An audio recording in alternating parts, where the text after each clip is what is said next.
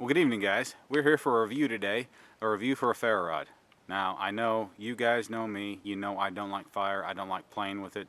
You know, it's one of the last things on my mind when I go out in the woods. You know, I don't like fire.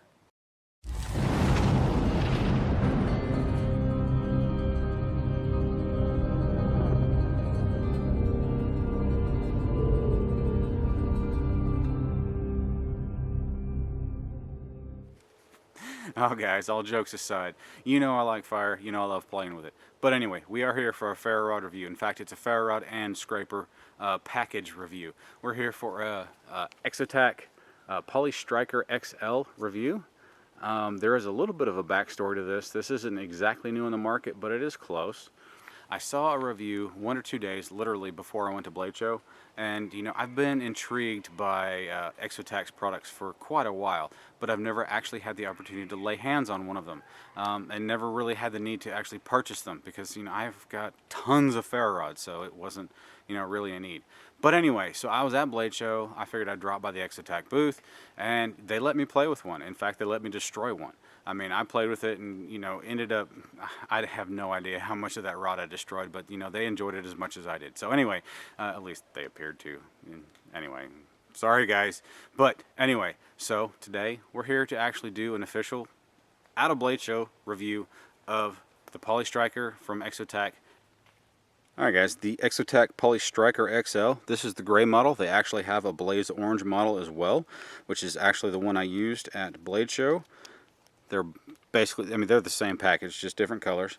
One thing that I really like about this and all of Exotac's products is that the striker or scraper comes embedded in the handle.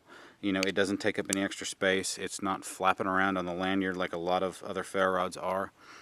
And I really like about this, it's a nice stout handle on the ferro rod that is basically a handful. I mean, it's not huge, but I mean, it runs the length of your hand here.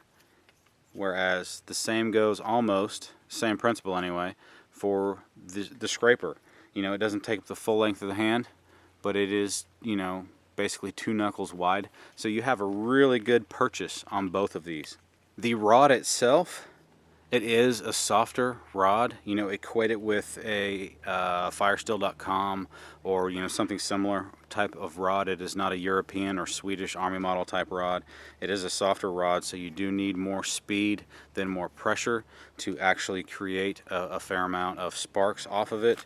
I mean, it's a good rod. I'm not criticizing it. I'm just telling you guys what kind of rod it is. Now, let's go ahead and get into this lanyard system. It comes with a lanyard, which I like. You know, it keeps the product together, you know, which is good. It is one contained package. However, one of the downsides, let me get this in frame. Look at this.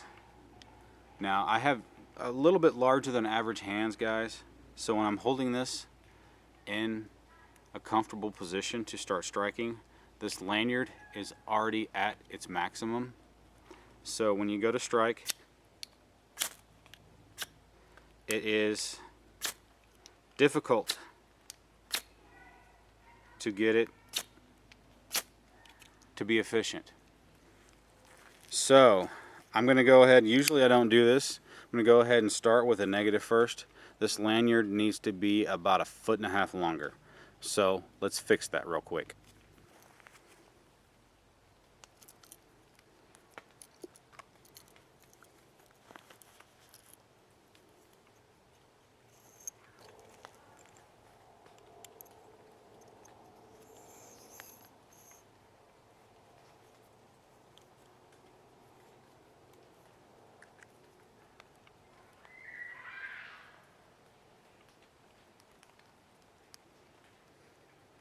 Alright guys, there you go. You got a much longer, more usable lanyard.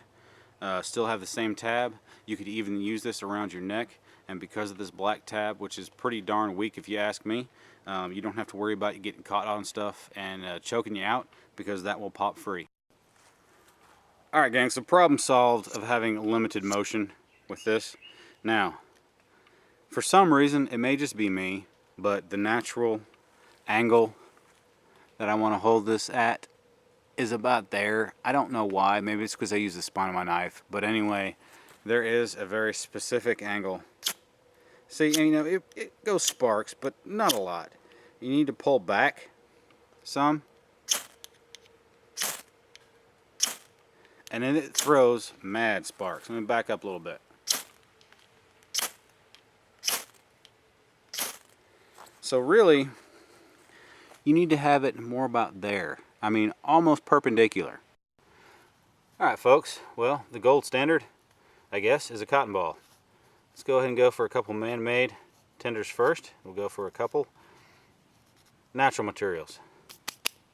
We just had a huge thunderstorm move through here, so I just grabbed a couple extra old hearth boards from some bow drill sets as a base.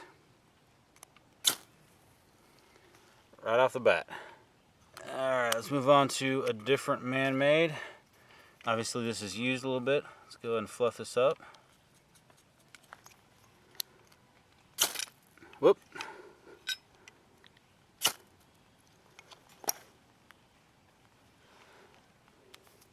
Alright, it's got man-made covered. Alright guys, this is just some grass I pulled out of my side yard before it started storming here a couple hours ago. And let's see what happens here.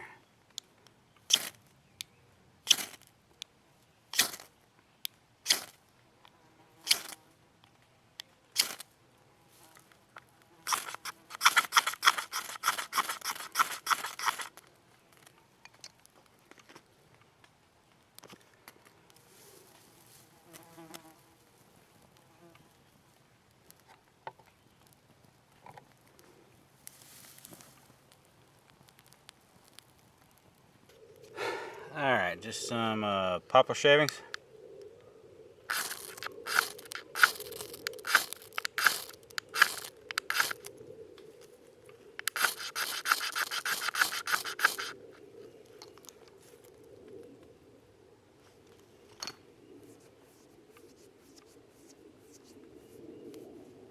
Alright guys, well there you have it.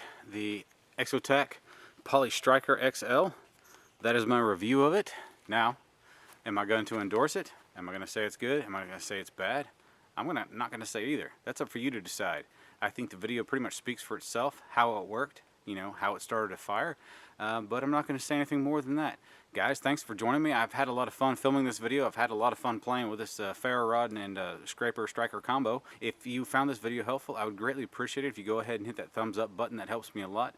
Go ahead and hit that comment section up too. I enjoy the conversations that are spawned by these YouTube videos, reviews, and whatnot. And you know what? If you want to keep track of what the channel's doing, go ahead and hit that subscribe button as well. Guys, thanks for joining me, and I'll see you next time.